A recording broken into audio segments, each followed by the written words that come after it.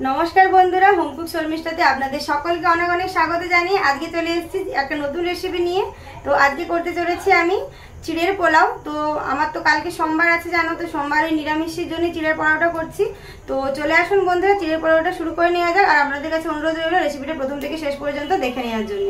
হয়েছে আপনারা নিশ্চয়ই দেখেই বুঝতে পারছেন যে কতটা সুন্দর আর কতটা লোভনীয় হয়েছে।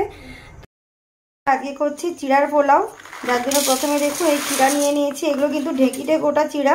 তো এইরকম ধরনের চিড়া নিতে হবে। চিড়াগুলোকে ভালো করে একটু পাজড়িয়ে নিয়ে ঝেড়ে নিয়ে এটাকে আমি 5 মিনিটের মতো ভিজিয়ে রেখে দেবো।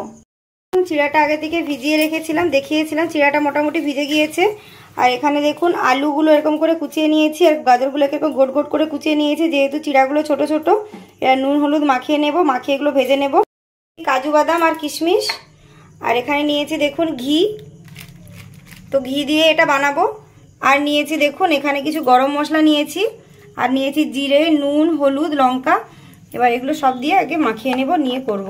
তো চলে আসুন বন্ধুরা, রেসিপিটা শুরু করে নেওয়া যাক। এটা ভালো করে গরম করে নেব, দিয়ে যে লবণ হলুদ মাখিয়ে রেখেছিলাম এটা কিন্তু ভালো করে ভেজে সেদ্ধ করে নেব। হয়ে গিয়েছে। এরপর আমি তেল দিয়ে নিচ্ছি। এটা সাদা তেল দিচ্ছি, শুধু এখনই তেল দেবো, আর কিন্তু তেল দেবো না। দিয়ে এটা কিন্তু ভালো করে আমি ভেজে নেব। আর এইগুলো সব আমি ঘি দিয়ে কিন্তু ভাজবো। তো এগুলোকে ভালো করে আমি ভেজে নেব। এইসব করাটা সামনে দিয়ে নেব।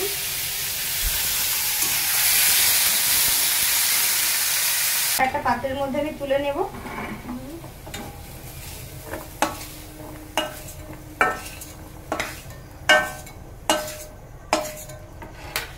এরপরে আমি কিন্তু কড়াইয়ে এই কাজু বাদাম কিশমিশটাকে কড়ার মধ্যে একটু হালকা করে নেড়ে নেব।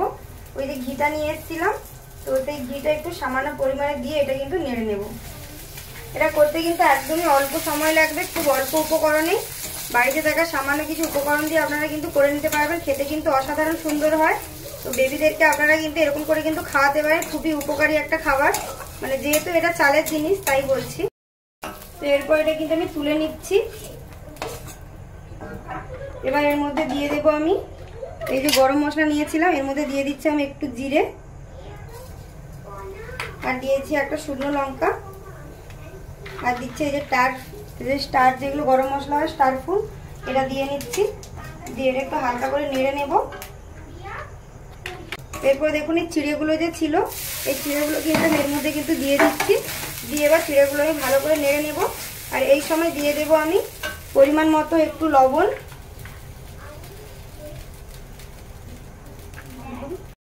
দিয়ে দিচ্ছি আমি পরিমাণ মতো চিনি। একটু এটা ঝাল ঝাল হবে, তো মিষ্টি মিষ্টি ঝাল ঝাল, তাই বেশি চিনি কিন্তু দিচ্ছি না। দিয়ে ভালো করে একটু নেড়ে নেব। তো এটা আমার কিন্তু নাড়া হয়ে গিয়েছে। এরপর যেগুলো ভেজে রেখেছিলাম, তো সেগুলো একে একে এর মধ্যে কিন্তু মিশিয়ে দিচ্ছি।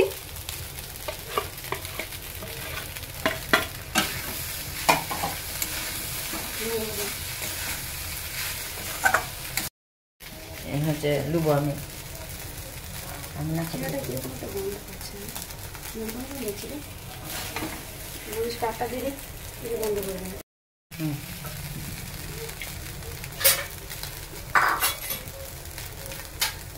তো এটা আমার কিন্তু একেবারে রেডি হয়ে গিয়েছে। দেখুন কতটুকু সময়ের মধ্যে এটা হয়ে গেল। তো আর কিন্তু বেশি ভাজবো না। এরপরে দেখুন এটা আমি একটা পাত্রের মধ্যে কিন্তু তুলে নিচ্ছি। আমি একটা পাত্রের মধ্যে কিন্তু এটা তুলে নিচ্ছি। দেখুন কতটা সুন্দর আর কতটা ঝুরঝুরে হয়েছে। একটু কিন্তু গায়ে গায়ে কিন্তু লেগে যাচ্ছে না, আর খেতেও খুব সুন্দর হয়। গন্ধটা তো ভীষণই সুন্দর হয়েছে। তো আপনারা একবার হলেও কিন্তু বাড়িতে বানিয়ে দিতে পারেন বাচ্চাদের জন্য, বাচ্চাদের স্কুল টিফিনের জন্য। তো অসাধারণ সুন্দর কিন্তু খেতে হয় এটা।